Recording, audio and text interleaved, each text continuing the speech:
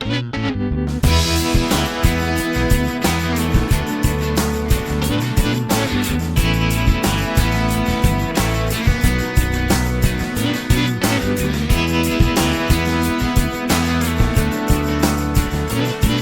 folks, I'm Tom Vasel. Welcome to Best of Designers series. This is where I take a look at great game designers and the games that they have done and tell you my favorite games. Today we're taking a look at Bruno Faidutti. Now Bruno Faidutti is well known in the board gaming world. He's been around, has been designing for many, many years. One of his games specifically, Citadels, was one of the games that helped bring me into the modern hobby when I was like, what is this? This is different. I've never seen such a thing before.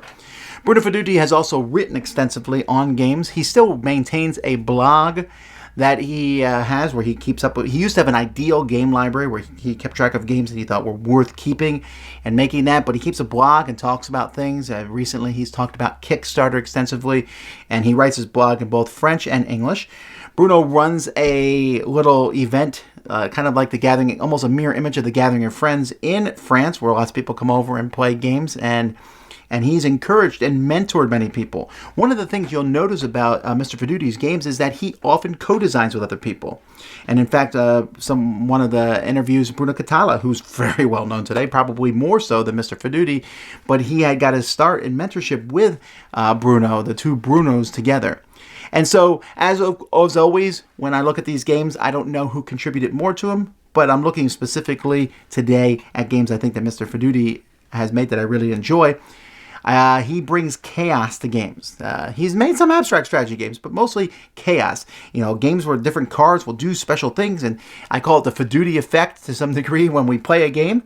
Here's my 10 favorite. Number 10, Double Agent. This is a two-player game back and forth, trying to figure out who's the agent. This was done with Ludovic Malblanc. When I came out, I played it, and I was like, ooh, let's play again. It was one of those games that just kind of, ooh, I have it. I want to try some more of it. So Double Agent. Number 9, Boomtown.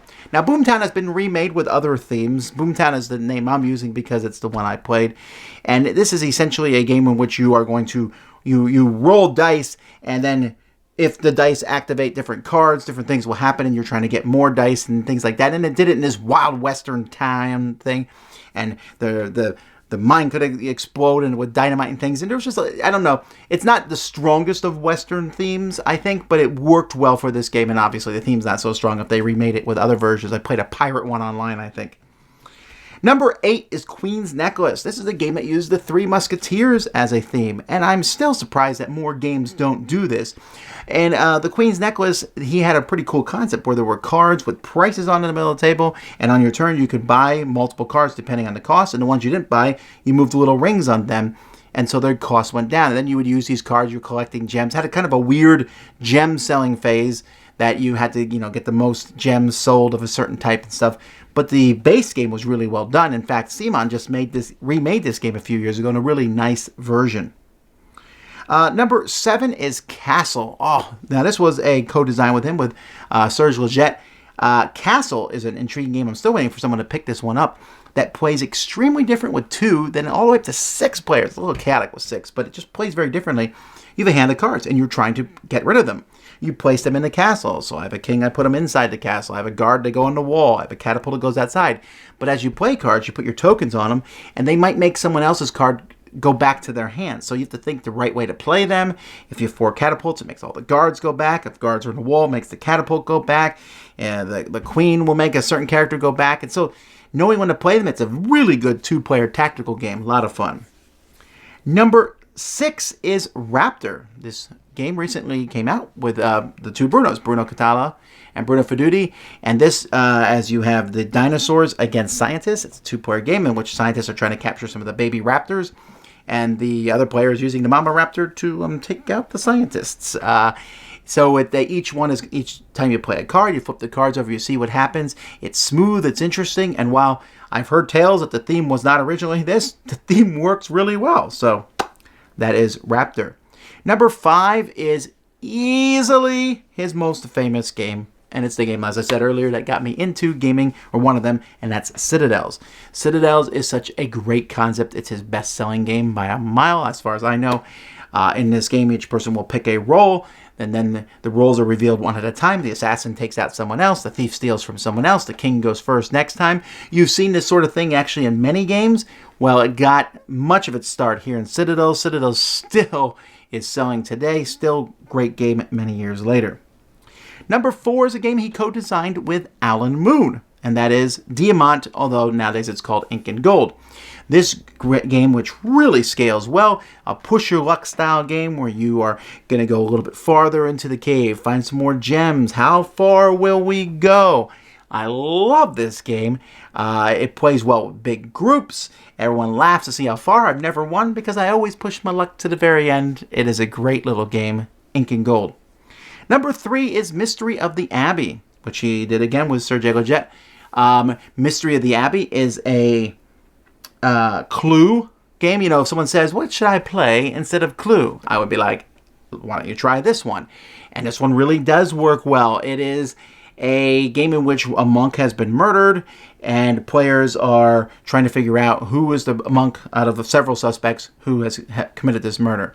Beautiful, gorgeous production from Days of Wonder. It was a print and play before that, but the Days of Wonder thing just knocked it out of the park. And as players are asking each other questions, a little bit of chaos, a little bit of that Faidutti effect in there, but it's also a fun deduction whodunit game. Number 2 is Dragon's Gold. This one reprinted recently by White Goblin from the Blue Box line of games. Many of the Blue Box games were from Bruno Faidutti, like Demo Crazy and things like that. And the Dragon's Gold is just a game in which you are killing dragons, and you just play cards and the dragons are dead, but then you got to split their loot. And you have to figure out together how to split that loot. You have a certain time frame. You have to split it right then, right now. No future, nothing from the past. Right now, if you can't make it, no one gets anything. I love this concept. It's hilarious and fun. And number 1, another game that he co-designed with Katala, and that's Mission Red Planet. Mission Red Planet, which just was recently remade. I already really enjoyed the game. The new production for Fantasy Flight, also fantastic. And in this game, you're playing a card each turn. That card is going to tell you how many astronauts you're putting on ships. You're shooting these ships off to Mars, and it's rotating Phobos moon around it. Having area control involved, special things, trying to outthink the other player. When you pick up your cards, you can play them again. A lot of great concepts and a really fun steampunky type theme in it. My favorite game. Bruno has done a lot of great things for the hobby, a lot of cool games. I mean, games that you haven't heard of, but back in the day, like Nightmare Chess, where you took a regular game of chess and it just went crazy, all the way up to now he's still making games. Recently with Eric Lang, HMS Dolores, and Vabank with Leo Calavini, which is a game I still like playing, the gambling and stuff, so much fun. A lot of great things that he's done, and I look forward to seeing what he does in the future. This has been Best of Designers with Bruno Faidutti. I'm Tom Vasel, and you've been watching The Dice Tower.